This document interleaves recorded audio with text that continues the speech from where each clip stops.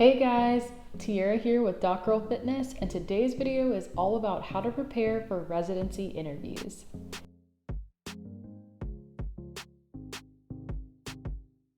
Hello everyone. For those of you who don't know, I'm Dr. Tierra Range, a resident physician in pediatrics who makes videos about medicine, lifestyle, and fitness. If that sounds like something you may enjoy, make sure to subscribe and hit that notification bell so you never miss another video. It feels so good to be able to chat with you all again. If you have been watching some of my more recent videos, you will know that I have been going through just a few things. Just a few. No big deal. But as I said in one of my recent videos, I have not forgotten about you all. While I was in the hospital recovering from my hip surgery, I actually got a very large influx of requests for different types of videos from you all. And I said to you all in one of my previous videos that as soon as I felt up to it, I would get back to making the videos that we all know and love about medicine, lifestyle, and fitness. I thought I'd start with the first request that I got out of that new influx of requests, and that was about how to prepare for residency interviews. For those of you who don't know, I am an intern, so I very recently went through the process of applying for residency, and just as I have recently applied to residency programs, I have also very recently interviewed at them. So this is definitely a topic I feel comfortable discussing with you all. We'll talk about the typical basics of how to prepare for any residency interview, and then we'll discuss some things you can do to follow up with programs after your interviews to ensure that you leave a lasting positive impression with each program that you interview with this season. So without further ado, let's get to it. So my first tip to you all for how to prepare for residency interviews this season is to know each program. The first question I was asked on almost every single interview for residency season was, so why did you decide to apply to our program? Of course, we all know that you're ultimately looking for a job and you're applying to these programs because you would like a job, but more than that, there's tons of different programs and all these different specialties that you can apply to for residency. You had some rhyme or reason to hand select the programs that you did hand select, and then even more than that, these people then reached out to you for an interview invitation and you accepted and you scheduled this interview. You set aside time in your day to interview with these people. So they mean a lot to you just like you mean a lot to them. So make sure that you know what that reason is. I highly suggest doing one quick look through of some of their important values, their mission statement, notice what they highlight and what they find important within their curriculum and within their residency program, what they like to brag about. See those things, highlight those things, and see how they connect with your own personal connection to this program, and let that be known whenever you're talking to your interviewer. And speaking of interviewers, this brings me to my next point. Once you know your program, know your interviewers.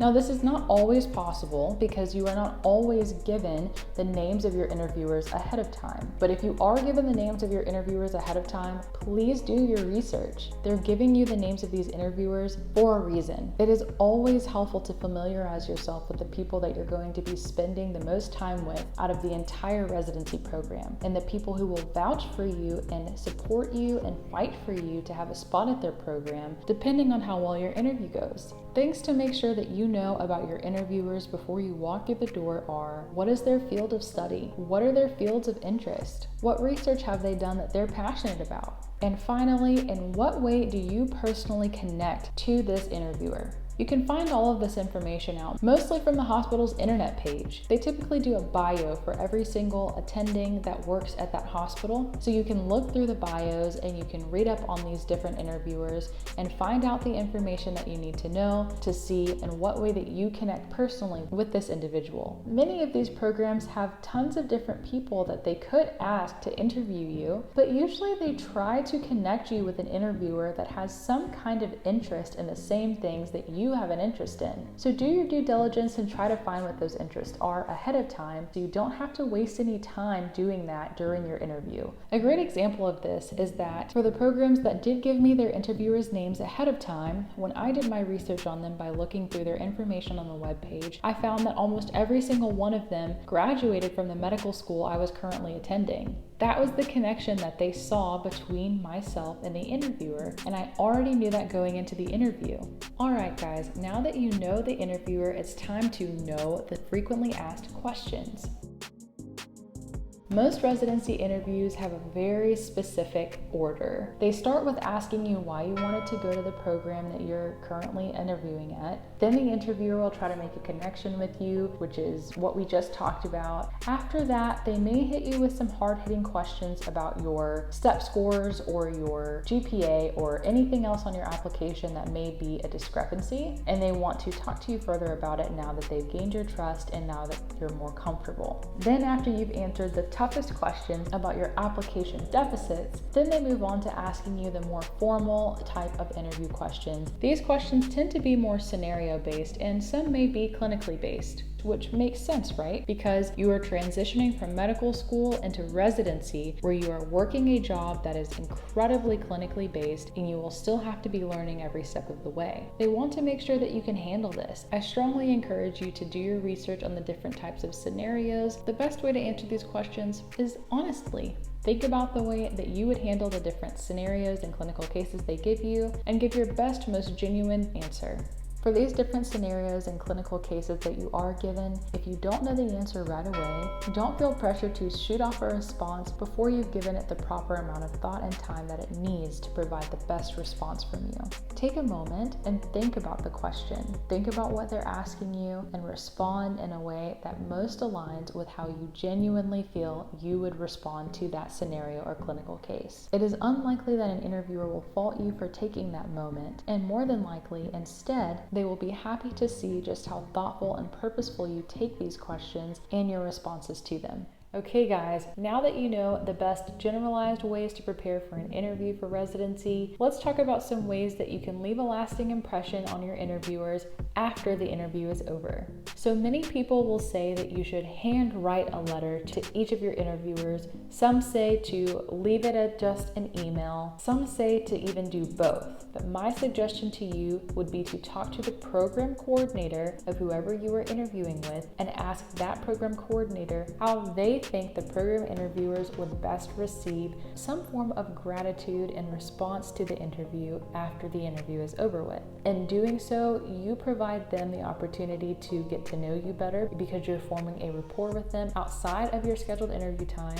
And in addition to that, they know and talk to and work with the people who are interviewing you on a much more frequent basis than you are. And they also know what they have a higher likelihood of best receiving. Now, in terms of follow-up, I personally liked to do two types of follow-up post-interview.